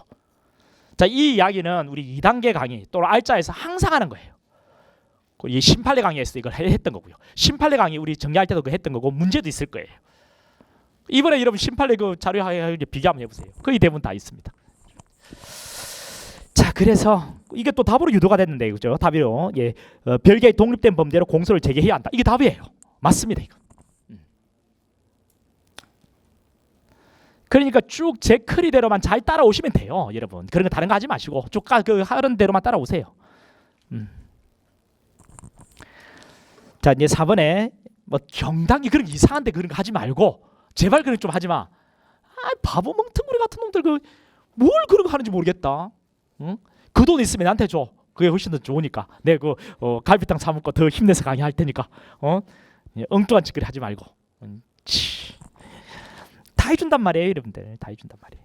예, 4번 보세요. 검사 공장의 적용 법제를 이것도 우리 심판례 할 때 문제 다 했던 거예요. 단순 음주운전 처벌 규정, 이게 19년 판례거든요. 여러분 다 보세요. 자, 문제도 다 반영해가지고 다 했던 거니까요. 문제집에도 있을 거예요. 여러분 심판례 문제 그거 할 때도 다. 단순 음주운전 처벌 규정, 단순 음주운전 처벌 규정으로 기재를 했답니다. 기재했답니다. 검사 공장의 적용 법제를 단순 음주운전 처벌 규정으로 기재를 했어요. 그런데 공장 변경 없이, 네 번째 줄을 공장 변경 없이 자, 직권으로 2회 이상 음주운전 금지용으로 위반하고 다시 음주운전을 한 운전자를 가중 처벌하는 규정을 적용하여 처벌할 수 있다라고 돼. 여러분, 공장 변경 없이 가중 처벌하는 규정을 적용한다? 여러분, 형이 가벼운 것인데요. 형이 가벼운 것으로 기소했는데 공장 변경 없이 형이 무거운 것을 이런 법조를 적용해서 처벌할 수 있습니까? 안 되죠, 그렇죠? 그렇죠. 형이 가벼운, 우리 이런 이야기했죠. 형이 가벼운 일반법, 형이 무거운 특별법. 형이 무거워지면 그만큼 방해들을 노력과 시간과 비용을 달리할 가능성이 있는 거잖아요. 근데 공장도 변경도 하지 않고 형이 무거운 어떤 이런 규정을 가지고서 처벌해버리면 방해 불이익은 있거든요. 그런 이야기 했죠. 형이 가벼운 일반법, 형이 무거운 특별법, 이런 이야기 했잖아요. 여기는 이제 특별법이라고 보기는 어렵고요. 단순 음주는 이제 처벌 규정은 형이 좀 약하겠죠. 근데 가중 처벌하는 규정이래요. 공장 변경 없이 가면 안 되는 거죠. 이 심판례입니다, 여러분. 심판례. 4번 틀려요. 여러분 4번 틀려요. 그 다음에 이것도 보세요. 3번과 4번은 심판례로 분류가 되는 거거든요. 이런 것들이 톡 들어갔잖아요. 2번은 기존에 전형적으로 나왔던 이전 판례고요. 그 다음에 1번 같은 경우에도 이것도 아주 오래전 판례는 아니에요. 이것도 심판례로 분류가 되는 판례들이거든요. 자, 이렇게 해서 이제 문제를 구성합니다. 그러니까 심판례가 많이 포진돼 있죠. 그러니까 어렵게 느낄 수밖에 없어요. 35점이 나온 것도 기출만 이렇게 따라가다 보면 다분히 나올 수 있는 점수가 맞거든요. 그 친구는 빨리 내한테 와야 돼. 그러면 내 만들어 줄 수 있다고요. 얼마나 말을 그 친구의 말을 듣고 이 친구가 이렇게 오는 것도 지구 역량입니다. 정량. 그러니까 바로 고쳐줄 거란 말이죠. 그런데 안 오면 어쩔 수는 없겠죠. 자, 13번에 다음 중 법원의 재량에 해당하는 것과 재량에 해당하지 않는 것을 모두 바르게 표시한 것이 뭐냐. 이것도 여러분 이런 형태의 문제는 참신한 문제입니다. 기존에 출제가 된 적이 없어요. 이런 형태의 문제는. 근데 이거 여러 가지 일단 재량에 관한 사항을 모아서 이제 출제를 한 거예요. 그러니까 이번에 출제를 할 때 좀 고심한 흔적은 보이긴 합니다. 앞으로 수사 준칙 이것만 빼고는. 보세요. 변론 종결을 위해 변론 재개 신청이 있는 경우에 법원이 종결한 변론을 재개해야 하느냐. 변론 재개 자체는 C급은 맞아요. 근데 이것도 출제된 적이 있거든요. 변론 재개, 직권 신청 할 수 있다. 이것만 기억하라 했죠. 재량이다. 우리 변론의 병합분리 재개, 직권 신청 할 수 있다. 직권 신청 할 수 있다. 이것만 기억하면 되거든요. 할 수 있다. 재량이죠. 그다음 니언벌에 이거는 니언벌은 이거는 A급 영역이잖아요. 공장 변경 동일성이 하자면 허가를 해야 되는 거죠. 의무죠. 의무. 재량 아니죠. 그다음 D급반 고소권자가 비친고죄로 고소한 사건을 검사가 친고죄로 구성하여 공소를 제기하였으나 공장 변경 절차를 거쳐서 공사일이 비친고로 변경되지 아니한 경우에 법원이 친고죄 수송 조건인 고소가 유효하게 존재하는지는 직권조사 심리해야 하느냐. 직권조사 심리해야 되죠. 그렇죠. 여러분 이거는 엄청나게 많이 나왔던 겁니다. 여러분 엄청나게 많이 나왔던 거예요. 이런 형태로 문제를 조합해가지고 출제를 하는 것이 참신할 뿐이지 나왔던 거예요. 이미 엄청나게 많이. 우리 비친고죄로 고소를 해도 얼마든지 친고죄로 구성해서 검사는 기소할 수 있습니다. 고소장에 붙인 재병에 구속되지 않아요. 수사기관은. 근데 이게 친고죄는 고소가 수송 조건이잖아요. 이게 법원이 직권을 조사하는 겁니다. 법원이 직권을 조사하는 거예요. 됐죠? 그 이야기잖아요. 직권을 조사 심의해야 되는 그냥 그렇다. 의무죠. 재량 아니죠. 그 다음 리얼번에 피고인이 국서면에 선정청을 하면서 제출한 소명 자료에 의하면 피고인이 빈곤을 하여 피고인의 선임할 수 없는 경우에 해당한다고 인정할 여지가 충분하고 이에 대해 달리 볼 만한 사정이 없는 경우에 국서면에 선정해야 하느냐. 선정해야죠. 빈곤이면 청구를 해야 돼요. 그래서 소명도 다 됐습니다. 그러면 국서를 선정해야 되는 거예요. 의무죠. 의무. 재량 아니죠. 그 다음 14번 볼게요. 압수수색. 자, 1번에 검사나 사법경. 자, 이런 문제를 풀 때는 여러분 그 기억번이 재량이잖아요. 그러면 기억번을 보시는 거예요. 기억번. 근데 사실 기억번은 재량이니까 5죠. 사실 3번은 답이 될 수 없어요. 왜? X가 하나 있잖아요. 문제 푸는 요령입니다. 이 OX 문제는. 보세요. 그 선지에 보면은 3번만 기억이 X죠. 그러면 만약에 기억이 X라고 한다면 바로 답이 나와버리잖아요. 그렇게는 절대로 선택지를 구성 안 해요. 그러니까 이거는 3번은 답이 될 수 없어요. 답이 될 수 없어요. 그러면 이제 자, 이제 그 기억번은 이제 옳은 거고요. 니은번은 이제 보셔야 돼요. 니은번을 보시면 뭐라고 돼 있어요? 니은번. 이거는 여러분 다 아시잖아요, 그죠? 이거는 의무니까 자 x가 가야 돼. x. 그리고 5로 갔죠. 그러면 1번, 2번 중에 답이에요. 1번, 2번 중에 답이죠. 1번, 2번 중에 답이면 이제 리얼번은 볼 필요가 없는 거예요. 리얼번 두고 다 x잖아요. 그러니까 디귿번을 모르면 사실 답을 내기는 어려워요. 그런데 내라면 이거는 2번으로 갈 것 같아요. 만약에 이 디귿번을 설령 모른다 하더라도 나는 2번으로 답을 갈 것 같다고요. 왜 그래요, 여러분들? x가 3개나 있죠. 그런데 그 1번은 그 1번은 디귿번이 5 한 개밖에 없잖아요. 그러면 만약에 디귿번이 5라면 이게 바로 답이잖아요. 아니 문제를 지문을 구성할 때는 그렇게 됩니다, 여러분. 그렇게 할 수는 없어요. 그리고 답이 바로 나와버리기 때문에 그렇게 안 해요. 그럼 답은 2번입니다. 2번. 거의 100%예요. 이거는 문제를 보지 않아도 이 지문만 가지고도 충분히 풀 수 있다고요. 이런 것들은 좀 문제를 많이 풀어보면 그 감이 생기거든요. 이런 게 실력입니다, 여러분. 문제를 공략하는 방법은 다양하게 있다고요. 그 디귿번 이제 풀어냈다면 상관없는데 잘 못 풀겠다면 이렇게 충분히 풀 수도 있습니다. 그리고 리얼번은 보고 있으면 바보예요. 시간이 그렇게 남지 않아요. 리얼번 볼 필요가 없어요. 자, 그다음 14번 보겠습니다. 14번에 압수수색, 검사나 사법경찰은 현행범인 체포 현장이나 이것도 이렇게 했던 거죠, 그죠? 그렇죠. 우리 기본 강의에서 했잖아요. 현행범 체포 현장이나 범죄 장소에서 소지자 등이 임의로 제출한 물건은 영장 압수할 수 있으나 사후에 영장을 받아야 한다. 받을 필요 없는 거죠. 현행범인 체포 현장이나 범죄 장소에서 임의로 제출한 물건을 압수했대요. 임의 제출 물건을 압수할 때는 사후 영장이 필요 없잖아요. 받아야 한다. 틀리고. 이번에 범행 중, 범행 직후, 범죄 장소 어느 하나라도 요건을 갖추고 있지 못한 경우, 요건을 갖추고 있지 못하면 위법하죠. 근데 사후에 법원으로부터 영장을 발받았다면 그 위법성이 치우된다. 치우되지 않아요, 여러분. 요건을 갖추고 있지 못한 압수를 했는데 나중에 영장을 발받았다 해서 그 위법이 치우되지 않습니다. 3번에 검사가 압수의 영장 효력이 상실되었음에도 다시 그 영장에 기해서 피해자의 주거대에 대한 압수액을 실시하여 증거물 또는 몰수할 것으로 사려는 물건을 압수한 경우 압수 자체가 위법하게 되면 변론을 하더라도 몰수효력에 영향을 미치지 않는다. 이거는 출제가 된 적이 있어요. 근데 그 빈도는 아주 낮습니다. 2번은 처음으로 출제된 거예요. 2번은 전증열 통틀어서 처음이에요. 처음이고 2번은 처음이고요. 거기에 그 3번은 이전에 나왔던 거예요. 나왔던 건데 빈도는 아주 낮습니다. 이거는 지금까지 통틀어서 한 번 정도 나왔을까요? 한두 번 정도. 그 검사가 압수의 영장 효력이 상실되었음에도 영장에 의해서 피해자의 주거에 대해서 압수액을 실시하여 증거물 몰수할 것을 사는 물건을 압수했다. 압수 자체는 위법하게 되는 거 맞죠, 그죠? 왜? 한번 여러분 그 압수의 영장 효력이 상실된 영장을 가지고서 압수수색을 다시 하면 돼, 안 돼? 안 되죠. 그러니까 압수 자체는 위법하게 되는 것은 맞아요. 그런데 몰수를 했다는 거예요. 이 몰수물이라서 법원에서 몰수를 선고했다는 거예요. 그러면 몰수의 효력에 영향을 미치느냐? 미치지 않습니다. 왜 그러냐면은 몰수의 요건에 보면요. 몰수의 요건에 보면 이 몰수의 요건은 여러분 형법에서 공부하시는 거네요. 그렇죠? 이거는 형법 영역이네요. 몰수는 뭔데? 몰수는 뭔데요? 우리 임의적 몰수물이 있고 필요적 몰수물이 있죠, 그죠? 그렇잖아요. 필요적 몰수물 우리 몰수하라고 돼 있는 것이고 임의적 몰수물은요 몰수할 수 있게끔 돼 있잖아요. 그게 몰수의 요건입니다. 여러분 형법에서 공부하는 그 몰수의 요건요. 이것만 갖추고 있으면 몰수는 적법이에요. 몰수 재판은 그 몰수의 요건에 여러분 아마 형법전에 한번 그 책 한번 열어보세요. 몰수 요건에 압수가 적법해야 될 것 이렇게 돼 있지 않아요. 몰수의 요건에는 압수가 적법할 것을 몰수의 요건으로 하고 있지는 않습니다.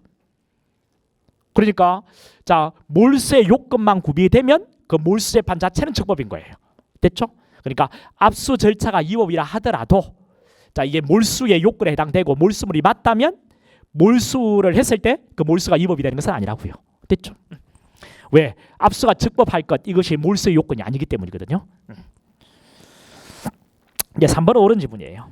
그 다음에 4번 압수의 영장을 현장에서 피압사가 여러 명일 경우에 그들 모두의 개별적 영장 제시에 하나 이건 여러분 전형적으로 엄청나게 많이 했던 거죠. 관리 책임자의 영장을 제시해도 압수할 물건을 소지하고 있는 자에게 개별 제시를 해야 된다는 거. 그런데 요하지 않는다 해서 틀리죠. 그리고 보세요. 1번하고요. 그 다음에 4번하고는 전형적으로 많이 나왔던 거예요. 그렇죠? 2번 같은 경우는 처음 나오는 건데 어렵지 않게 우리가 풀 수 있거든요. 그러면 3번을 잘 모른다 하더라도 3번으로 밀어가는 거. 이게 마음 편하게 문제를 풀 수 있어야 된단 말이죠. 이렇게 마음 편하게. 흔들리면 안 되고 그게 바로 멘탈 싸움이거든요. 멘탈 싸움이거든요. 그렇게 여러분이 문제를 푸시면 돼요. 그 다음 넘어가서 15번인가요? 15번 엄격한 증명. 이런 것들은 여러분 어렵지 않아요. 거기에 그 1번 같은 경우 했죠. 행위제의 법률에 의해서. 행위제의 법률에 의해서 거기에 그 대한민국 영역에서 대한민국 국민에 의해서 범죄를 저지른 외국인에 대해서 우리나라 형법에 적용하여 처벌함에 있어서 행위제의 법률에 의해서 범죄를 구성하는지 행위제의 법률에 의해서 범죄를 구성하는지 자 우리 외국 법규의 존재라고 했죠. 그죠? 행위제의 법률, 외국 행위제의 법률. 자, 범죄 구성은요. 엄격한 증명이죠. 그렇죠. 따라서 이것도 엄격한 증명. 요하지 않는 자 여기에 엄격한 증명을 요하나 오케이 요하나 자 몰수 추징의 대상이 되는지 이거 여러분 몰수 추징 이거는 뭔데 여러분들 이건 다수란 엄격한 증명이라 하지만 우리 판례는 자유로운 증명이라고 하죠. 엄격한 증명 요하지 않는 이거 답이에요. 쉽게 나왔네. 2번 보세요. 뇌물수수죄 공무원의 직무에 관하여 수사했는지 범위를 인정하기 위해서 엄격한 증명 범위 고의죠. 엄격한 증명이 요구되는 거 맞죠? 그리고 내란 선동죄 국헌문란 목적이요. 목적 예. 초과 주관적 국승 요건 요소 맞죠? 엄격한 증명을 요하지 않는다. 엄격한 증명을 요하죠. 목적도. 3번에 행정죄에서 목적과 용도를 정하여 금전을 위탁한 사실 및 그 목적과 용도가 무엇인지 엄격한 증명의 대상이 되고요. 행정한 재물의 가액이 여기 기준이 되는 하한 금액을 초과한다는 점 당연히 엄격한 증명입니다. 그죠? 그렇잖아요. 이게 범죄 사실이니까 엄격한 증명. 그런데 엄격한 증명을 요하지 않는다. 틀리죠. 그 다음 4번에 공모공동정범에서 공모관계를 인정하기 위해서는 엄격한 증명이 요구되나 공모 엄격한 증명 맞죠? 그 다음에 목적법의 목적은요 당연히 엄격한 증명을 요합니다. 됐죠? 그래 그냥 기억하면 돼요. 그 목적 같은 것은 엄격한 증명이다. 네, 목적. 그 다음 16번 보세요. 조사 대상자의 진술 내용이 제3자 피해사실뿐 아니라 자신의 피해사실이 관한 것이기도 하여 피해자 신문조서의 성격 이것도 우리 다 했던 거잖아요. 2단계에서 다 하는 겁니다. 여기에는 아니 참고인을 조사하겠다고 불러봤는데 실제 수사를 해보니까 이 친구가 피해자예요. 자기 범죄기도 해. 그때부터는 피해자 신문이에요. 진술금 고지해야 되는 거예요. 그 이야기죠. 고지해야 한다. 맞고요. 그러면 기억번이 맞죠. 그럼 바로 밑으로 내려오세요. 기억번 맞죠. 그러면 4번은 일단 땡입니다. 4번은 땡입니다. 그리고 여기에서 여러분 1번은 답이 아닐 거예요. 그죠? 바로 밑에 선택지를 보세요. 1번은 답이 아닐 거라고요. 자 일단 계속 풀어볼게요. 여기에 4번은 답이 아닌 건 확실하죠. 그냥 네 한번 보세요. 수사기관이 피해자를 조사하는 경우에 그 조사 과정을 기록해야 하나 피해자가 아닌 자를 조사 과정에서 그 진술을 청취하거나 증거로 남기는 방법으로 진술서가 아닌 진술 작성하는 방식에는 그 절차를 준수할 것을 요하지 않는다. 이것도 이전에 나왔던 거예요. 많이 나왔던 거예요. 우리 엄청나게 많이 했던 거죠. 여러분 우리 참고인 조사하겠다고 불러왔는데 연필과 종이를 건네면서 직접 적겠습니다. 진술서를. 그리고 이 진술서도 뭐라고요? 참고인 진술조사하고 동일하죠. 조사 과정 기록은 해야 돼 안 해야 돼? 해야 돼요. 조사장소에 도착한 시각, 조사를 시작하고 마친 시각, 조사 과정 진행 경과를 확인하기 위한 필요한 내용을 기록을 해야 되거든요. 아니 별도의 서면에 기록한 뒤에 편철을 해야 돼요. 하지 않으면 증거를 못하는 거죠. 구역이죠. 자 준사에서 요하지 않는다. 틀려요. 니은 틀립니다. 그러니 기억번 맞고 니은 틀리죠. 그러니까 일단은 2번, 3번 중에 답이에요. 그러면 디귿 볼 필요 없죠. 디귿 볼 필요 없습니다. 왜? 2번, 3번 중에 답인데 디귿은 둘 다 오잖아요. 볼 필요 없어요. 그 다음에 자 여기 리얼번으로 가는 거예요. 리얼번에 자 리얼번을 바로 봐야 돼요. 문제를 풀 때 그렇게 푸셔야 돼요. 리얼번 디귿번 볼 필요 없다니까요. 디귿번은 봐도 답을 못 구한다니까요. 둘 다 오니까.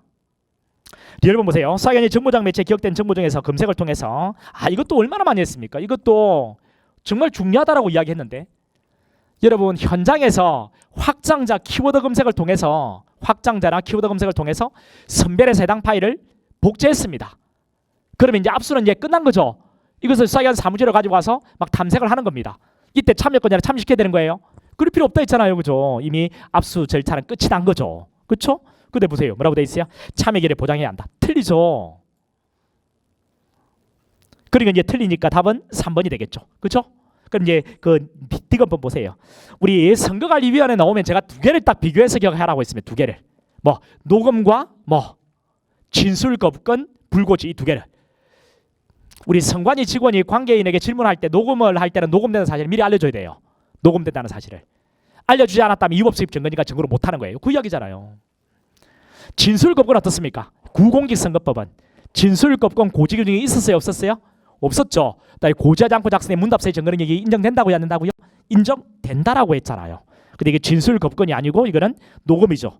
녹음은 이전부터 녹음된다는 사실을 알려주라고 돼 있거든요. 알려주지 않았으니까 위법 수입 증거에 해당한다. 옳은 거죠. 그렇죠? 그 다음 17번 보세요. 증거에 대한 설명을 하장 특별하지 않은 것은 1번에 자백에 대한 보강 증거는 피고인의 자백이 가공적인 것이 아닌 신실한 것이 인정할 수 있는 것이 되면 충분하고 직접 증거 아닌 간접 증강 증거도 보강이 될 수 있다. 우리 했잖아요. 간접 증강 증거도 보강 증거가 되는 겁니다. 옳고. 수표 남았네. 여러분 수표, 이 수표도 우리 직기 특강에서 다 정리했던 거잖아요. 수표 나오면 뭐 전문 법칙에 적용돼 안 돼? 안 되죠. 구역이잖아요. 자, 증거능력은 증거물에 의해서 판단해야 한다. 그렇죠. 증거물인 서면이고 증거물에 의해서 판단하는 겁니다. 옳은 거고요. 그 다음에 진술증거 아니란 말이죠. 3번 피고인이 변호인 관계 출석한 공판기일의 공판조서에 검사가 제출한 증거에 대해서 동의한다는 기재가 되어 있다면 피고인이 증거 동의한 것으로 보아요. 그 기체는 절대적인 증명력을 가진다. 이것도 다 했던 거거든. 이 단계에서. 우리 공판조서는 세 부분으로 되어 있어요. 기본조사하고 신문조사하고 증거 목록. 증거 목록에 증거 동의했다라고 되어 있단 말이죠. 여기에 동의한다는 기재가 되어 있다면 증거 동의한 것으로 봐야 돼요. 왜? 절대적인 증명력을 가져요. 기재가 된 대로. 기재가 된 대로 절대적인 증명력을 가진다. 옳고요. 자, 이걸 설령 모른다 하더라도 4번에 답이 나와야 돼, 여러분들. 뭐 모르는 거 있으면 빨리 제끼세요. 그냥 제끼시고 아는 거에서 승부 거세요. 여러분 건강보험심사평가원 이거 나오면 뭐라고 했어요? 의견을 적은 것이니까 315가 돼, 안 돼? 315가 안 된다고 했죠, 그죠? 그 315가 안 된다면 자 315조 여기 해당한다. 틀리죠. 이거는 제가 나올 것 같다 했잖아요. 315조가 나올 것 같고 나온다면 이게 답일 것 같다라고 내가 이야기했는데 이번에도 하나 맞췄습니다. 사실 이렇게 적중치기 어려워요. 그러니까 정말 전문가를 두고 이상하게 비전문가인 그런 거 하지 마세요, 여러분. 그 어떤 문제가 딱 나올 때 이 파트가 나올 것 같다, 나온다면 답이 이걸 것 같다, 답이 이걸 것 같다, 이렇게 이야기하기 어려워요. 이전에 그 재심도 그렇게 이야기를 했고 이야기했잖아요, 제가. 얘기했잖아요. 이게 나올 것 같단 말이죠. 근거가 있습니다, 여러분. 그냥 찍은 게 아니고요. 다른 직렬에는 이걸 다 우리 비중기 있게 다루었단 말이죠. 그래서 우리한테도 이게 되게 중요한 의미가 있고 나올 것 같단 말이죠. 됐죠? 이거만 알면 답을 바로 골랐겠구만. 그 다음에 18번에 공소의 판결. 보세요. 요즘에 여러분 우리 종국 재판을 내가 이제 강의를 할 때 항상 이렇게 이야기하거든요. 종국 재판이 이전에 고전적으로 유죄 판결이 제일 중요해요. 유죄 판결이 제일 신중한 재판이어야 하고 기출문제 제일 많아요. 근데 요즘에는 국가직에서도 어느 쪽에 관심이 많다라고 했어요? 형식 재판 쪽에 관심이 많다라고 했잖아요. 형식 재판. 그래 우리 1차에 형식 재판이 나왔거든요. 또 형식 재판이 나왔습니다. 그러니까 형식 재판 쪽에 관심이 훨씬 더 요즘에는 많아요. 그리고 공기판 사유를 물어보는 거거든요. 보세요. 공작이 된 사실이 진실하더라도 이거 뭔데요? 치사 경범할 때 범인에 뭔데 이거는 공소기가 결정이잖아요. 그렇죠? 여러분 심지어 있잖아요. 심지어 여러분 무슨 다른 학원들이 애들 듣는데 있잖아요. 내가 들은 이야기예요. 소송 조건이 뭐니 했더니 소송 조건이 뭔데? 그다음에 모의고사 치면 80이 나온대요. 85가 나온대요. 그래서 소송 조건 뭐니? 소송 조건이 뭔데? 이렇게 물어본대요. 네 소송 조건도 모르나? 그게 뭔데? 아 이거 난 그런 거 몰라도 점수 나와. 미친 소리예요. 개소리예요. 우리는 기본 강의 맨 첫날부터 소송 조건을 이야기하지 안 합니까? 그 소송 조건 되게 중요한 겁니다. 이 전체를 다 아우르고 있는 거거든요. 소송 조건이 아예 불구비면 처음부터 수사를 하면 안 돼요. 경찰이 되려고 하는 사람이 소송 조건도 모르고 있어서는 말이 돼요. 그런 강의를 어떻게 듣고 있다는 말입니까? 이게 말도 안 되는 소리잖아요. 여러분 첫날부터 소송 조건에 있었습니다. 그죠? 기소를 하기 위한 조건, 법조에 다투기 위한 조건. 이게 처음부터 구비되지 않으면 아예 수사부터 못하는 거예요. 수사를 하다가도 바로 멈춰야 돼요. 수사를. 그렇잖아요. 소송 조건이 불구비면 공소권 없으면 불기소 처분.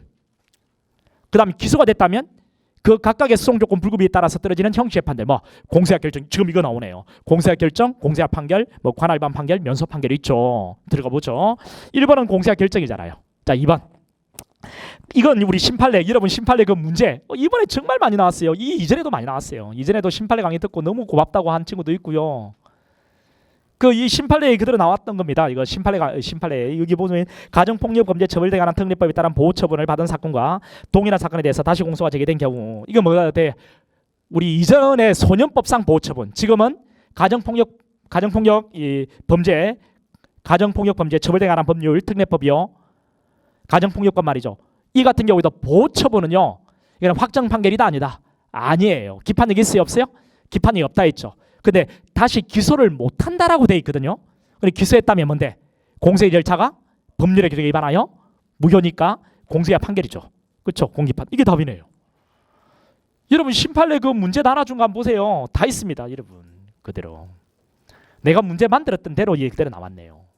한두 개가 아닙니다. 여러분. 자 3번에 형벌에 관한 법령이 폐지되었다 하더라도 그 폐지가 당초부터 헌법에 위배되어 효력이 없는 법령에 의한 것인 경우라고 되어 있습니다.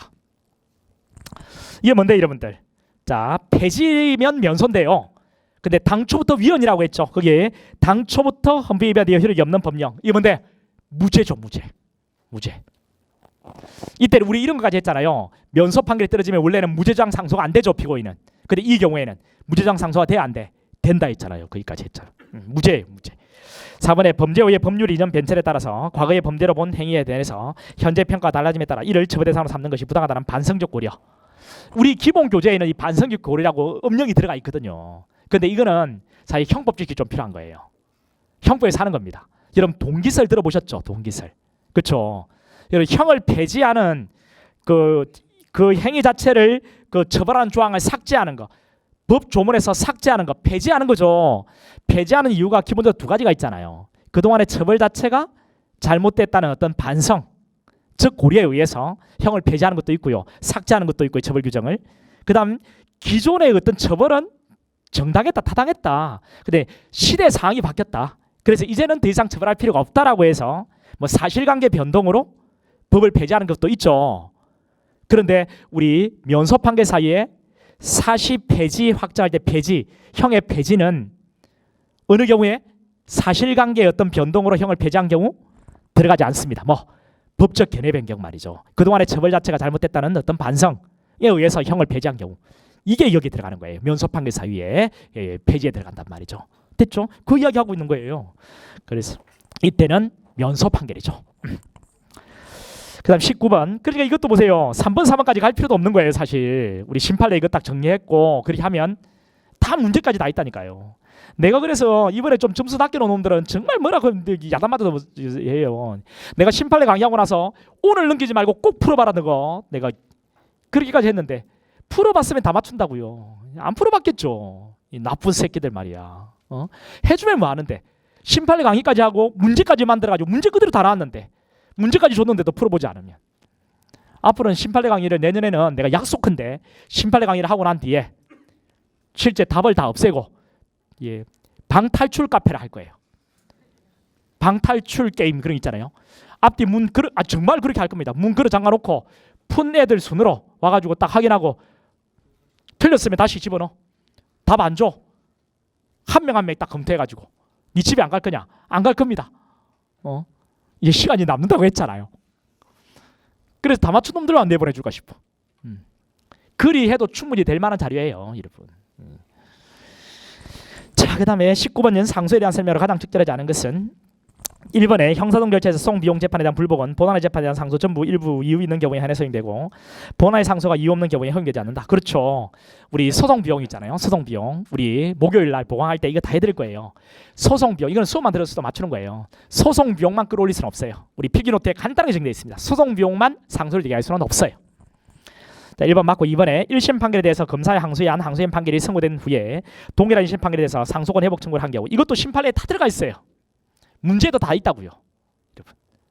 이게 뭐냐니까 자 검사가 항소를 제기했습니다. 자 그 검사가 항소를 제기했어요. 자 우리 7일 우리 항소 제기한 7일이잖아요. 검사가 항소를 제기했다고요. 그래 항소인 판결이 선고됐습니다. 그러자 선고된 뒤에 피고인 이놈아가 그제서야 항소권 회복 청구를 하면서 항소를 제기한 거예요. 그럼 만약 이거 항소권 회복 청구하면서 항소를 제기했을 때 이걸 받아주면 어떤 문제가 생기냐면 항소인 판결이 2개나 생기는 문제가 생겨. 2개. 이미 검사가 항소를 제기해서 항소인 판결이 선고됐죠. 근데 여기에 대해서 피고인이 항소권 회복 청구를 하면서 항소를 또 제기해. 그러면 또 항소인 판결이 떨어져. 2심 판결이 2개나 있는 게 말이 돼요. 이전에 판결이 없어지지 않았는데. 그래서 검사가 항소를 제기해서 항소인 판결이 선고돼 버리고 나면 더 이상 항소권 회복 청구하면서 항소를 제기하지 못해요. 이때 항소권 회복 청구에서 항소를 제기하면 항소는 기각되는 겁니다. 됐죠? 이 심판례 강의할 때 다 정리했던 거고 이런 문제까지 다 있단 말이에요. 기각해야 한다. 이거 옳은 거죠. 3번 보세요. 변호인은 피고인의 동의를 얻어 상소를 취할 수 있는데 변호인 상소 취하에 대해 피고인의 동의는 공판의 구술로서 할 수 있고 구술 동의는 반드시 명시로 이루어질 요하지 않는다. 틀리죠. 1번, 2번은 설령 모른다 하더라도 3번의 답이 나와야죠. 이거는 출제도 됐습니다. 기출 문제이기도 해요. 그걸 우리 항상 강의할 때 하는 겁니다. 이제 구술 동의가 가능한데 명시적으로 해야 돼요. 명시적으로. 이제 4번에 피고인과 검사 쌍방이 상소하였으나 검사가 항소한 부분에 대해서 항소를 제출하지 아니하여 결정으로 항소를 기각하는 경우 항소면 불이익 변경 금지 원칙에 따라서 1심 판결의 형보다 중한형을 선고하지 못한다. 자, 검사 쌍방이 상소에 검사의 항소 부분에 대해서 항소가 기각돼 버렸대요. 그게 쌍방이 항소를 되겠지만 검사 항소가 기각돼 버리면 누구 것만 남아 있어? 피고인 것만 남아 있죠. 피고인 것만. 그리고 불이익 변경 금지 원칙이 적용되는 거죠. 중한형을 선고하지 못한다. 옳은 지문이죠. 다 쉬운 거예요. 이거는 출제 다 됐던 겁니다. 거기에 1번하고 4번 출제됐던 거고요. 2번하고 3번, 이 3번도 출제됐던 거죠. 2번 이런 것들은 심판례입니다. 20번 적결 심판과 약식 명령. 이것도 여러분, 이게 얼마나 많이 했습니까? 1번에 경찰서장의 청구에 의한 적결 심판을 받은 피고인으로부터 적부한 정지재판 청구가 있는 경우에 서장의 적결 심판 청구는 공소의 동일한 수동 영역으로 공판 절차에 의해서 심판해야 한다. 그렇죠. 정지재판 청구, 정재판 적결 심판 청구는 서장의 적결 심판 청구는 공소의 동일한 수동 영역으로 공판 절차에 의해서 심판해야 한다. 자, 옳은 선택지고요. 그 다음에 자, 2번 보세요. 피고인이 정치재판을 청구한 적결 심판 사건에 대해서 검사가 법원의 사건 기록과 증거물을 그대로 송부하지 않고 적결 심판이 청구된 위반 내용과 동일성이 있는 범죄 사실에 대해서 약식 명령을 청구했다면 이런 공소의 절차가 법률의 규정에 위반하여 무효인 때 또는 공소가 된 사건에 대해서 다시 공소가 되게 됐을 때 해당한다. 맞죠, 그죠? 정식재판 청구한 적결 심판 사건에 대해서 정치재판 청구했어요. 적결 심판 사건에 대해서 그대로 송부하지 않고 적결 심판 청구된 위반 내용과 동일성 있는 범죄 사실에 대해서 약식 명령을 청구했다면 이건 뭔데? 공소의 절차가 법률에 위반하여 무효인 때 또는 공소가 이미 제기된 사건에 대해서 다시 또 공소 제기한 것으로 봐야 되겠죠. 옳은 선택지고요. 그다음 3번에 약식 명령 그 재판서를 피고인에게 송달하면서 효력이 발생하고 변호인이 있는 경우라도 반드시 변호인에게 약식 명령 등본을 송달해야 하는 것은 아니다. 그렇죠. 이것도 여러분 최근에도 나왔던 겁니다. 이거는. 우리 채용시험에도 나왔던 거예요. 이전에 3차에 나왔던 거죠. 약식 명령 그 재판서를 피고인에게 송달하면 효력이 발생합니다. 그러니까 검사하고 피고인에게 송달하면 돼요. 검사하고 피고인. 변호인에게 송달한 말이 없어요. 그래서 이거는 이런 판례가 이전에 나왔죠. 변호인에게 송달한 말이 없으니까 변호인이 정재판 청구서를 제출할 것을 믿고 정재판 청구하지 않은 거예요. 이거는 지네들 잘못이죠. 그래서 정재판 청구는 회복 청구를 하면서 정재판 청구해도 받아줘 안 받아줘? 안 받아줍니다. 이런 내용이 이전에 나왔었어요. 이번에는 여기 변호인에게 약식 명령 등본을 송달해야 하는 건 아니다. 이렇게 나왔네요. 좀 더 쉽게 나왔네요. 옳은 선택지죠. 4번에 약식 명령에 대해서 정재판 절차에 유죄 판결이 선고되고 이건 여러분 재심에서 얼마나 많이 했던 겁니까? 엄청 중요하다 했잖아요. 뭔데 이게? 여기에 약식 기소를 해서 여기 약식 명령이 발령이 됩니다. 발령. 근데 이게 송달돼요. 정재판 청구했습니다. 정식 재판 절차에서 자 여기 약식 명령 벌금이 만약에 500 들었대요. 500. 여기 정재판 절차에서 여기 벌금이 뭐 400 들었다. 400. 그리고 7일 지나서 확정이 됐습니다. 그럼 이건 존재해요, 안 해요? 이건 존재해야 안 해? 존재하지 않죠. 왜? 정치재판 넘어와서 판결이 선고되고 확정되면 약식 명령 효력을 잃잖아요. 그럼 이거 재심을 청구하면 되나 안 되나? 안 되죠. 그럼 이 재심 청구는 기각 결정을 해야 돼요. 그런데 만약에 재심 개시 결정을 했습니다. 재심 개시 결정. 그럼 이제 재심 심판 절차를 이렇게 올 거 아니에요. 기각을 해야 되는 거야. 근데 만약에 개시 결정을 했다. 그럼 재심 심판에 왔습니다. 심판의 대상이 존재해 안 해? 안 하잖아요. 이게 없어졌잖아요. 이게 없어지고 이거로 바뀌었잖아요. 심판의 대상이 없습니다. 없을 묻자. 심판의 대상이 없어요. 가만히 있어야 되는 거예요. 심판할 게 없으니까. 혹 이거 있잖아요. 이거 정재판 절차에서 이 벌금 떨어진 거 있잖아요. 이 400 떨어진 거. 정재판에 판결 선고된 거. 이것을 가지고 와서 자 이거 대신에 이걸 가지고 와서 재심하면 되느냐? 안 되죠. 안 되죠. 지금 재심 개시 결정이 확정된 것은 약식 명령이거든요. 이거는 이미 정재판에 판결이 선고되고 확정되면서 이거는 존재하지 않거든요. 그래서 재심 심판 대상이 없는 겁니다. 이것을 자 이 정재판이죠. 이 판결 선고한 것을 가지고 와서 대신 재심해도 되느냐? 안 돼요. 이거는 똑같은 맥락에서 출제된다면 이거에 출제되는 거죠. 2심에서 유죄가 선고됐습니다. 유죄. 판례가 똑같아요. 상고를 제기했습니다. 상고심 절차 계속 중에 피고인이 사망해요. 피고인이 사망하면 피고인 사망하면 뭐로 바뀝니까? 공소기각 결정, 공소기각 결정. 이대로 이제 끝난 거예요. 그러면 2심의 유죄는 존재해야 안 해요? 존재하지 않죠. 2심의 유죄가 떨어졌지만 3심의 피고인 사망해서 공소기각 결정으로 끝났잖아요.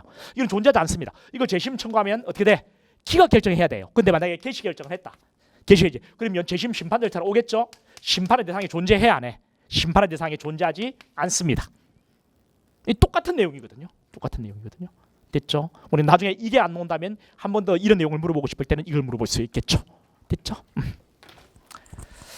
변경할 수 있다? 없습니다. 없습니다. 그래서 여러분 쭉 문제를 보시면요. 문제를 보시면 1번은 틀려도 돼요. 1번은 같은 경우에는 다시는 이런 형태의 한 번도 지금까지 모든 증결 통틀어서 나온 적이 없다니까요. 아주 오래전에 1900년대 빼고요. 그러니까 이거는 필요 없고요. 자, 2번 같은 경우에도 문제를 그렇게 어렵게 여기는 2번하고 4번이 헷갈릴 수가 있어요. 2번하고 4번이. 그다음에 그 3번 같은 경우에는 여러분 3번 4번이 수사 준칙이거든요. 그래서 어렵게 느낄 수 있지만 벌써 답이 2번에서 나와서 3번 4번은 읽지도 않은 친구들이 대부분이에요. 그렇게 가야 돼요, 여러분들. 실제 문제에서도. 그래서 수사 준칙에 관한 대통령령을 물어볼 수가 사실 없어야 돼요. 이번에 이런 것을 왜 출제했는지 이게 아쉬워요. 오게티예요, 오게티. 이게 수사 준칙에 관한 규정을 물어봤던 그 지위에 관한 내용을 물어봤던 이 부분은 오게티입니다. 이 사람이 이제 좀 이거는 조금 잘못 판단하지 않았나 싶어요, 출제자가. 그리고 쭉 넘어가면 그래도 이건 뭐 쉬운 문제죠. 답이 이번에 나오니까 4번은 무조건 풀어야 돼요. 기본 강의만 들었던 친구들도. 5번도 무조건 풀어야 되는 거고요. 됐죠? 그다음 6번 이런 것들도. 그다음에 7번 7번 같은 경우는 여러분 1번, 2번, 4번이 익히 정형적으로 우리가 아는 지문이니까 그래요. 3번은 물론 수사 준칙에 관한 규정입니다. 이건 처음 나온 거예요. 그래서 이게 모를 수 있어요. 그런데 1번, 2번, 4번은 익히 많이 나왔던 것이거든요. 그래서 답이 3번으로 가실 수 있어야 됩니다. 이것도. 나머지 뭐 8번, 9번, 그리고 10번, 그리고 11번 이거는 판례 강의를 좀 들으셔야 돼요. 11번 다 했던 거예요. 12번 이것도 다 했던 거예요. 12번 그리고 13번도 마찬가지고요. 그 다음에 14번 그리고 15번 그리고 16번 마찬가지고요. 17번 그 다음에 18번 19번 20번 이런 부분들은 틀릴 수가 없거든요. 그래서 이 틀릴 수 있는 문제가 1번하고 2번 같은 경우는 사실 틀리면 안 되는데요. 2번 같은 경우도 틀린 친구들이 있을 수는 있어요. 그래서 한 문제, 두 문제 그리고 나서는 사실 좀 없거든요. 이게 여기서 이제 틀릴 만한 내용이 없단 말이에요.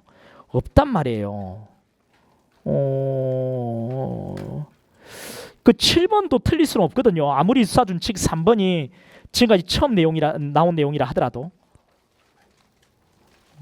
그래서 뭐 여러분 그 출제 경향이 뭔가 좀 바뀌고 이런 뭐 이거 틀림없이 맞아요. 그러니까 어느 부분이 맞냐면 이거는 우리가 항상 예상했던 거예요. 심판례들은 특히 이제 여러분 중요시해서 다뤄야 된다라고. 그냥 내가 다 해줍니다, 여러분. 심판례. 오늘 가서 그 문제집 한번 비교해 보세요. 다 해주니까 요즘에 출제 경향이 기출된 내용들의 판례를 집어넣어요. 그것도 심판례를 집어넣어가지고 문제를 구성하니까 이렇게만 하시면 돼요. 그래도 기출은 중요합니다, 여러분. 기출은 중요해요. 기출 더하기 심판례 정리, 판례 정리 이것만 하세요. 제가 하라는 대로 하시면 돼요. 예, 그렇게 해보세요. 자, 고생했고 우리 다음에 또 합격을 합시다. 이번에는 수고했습니다.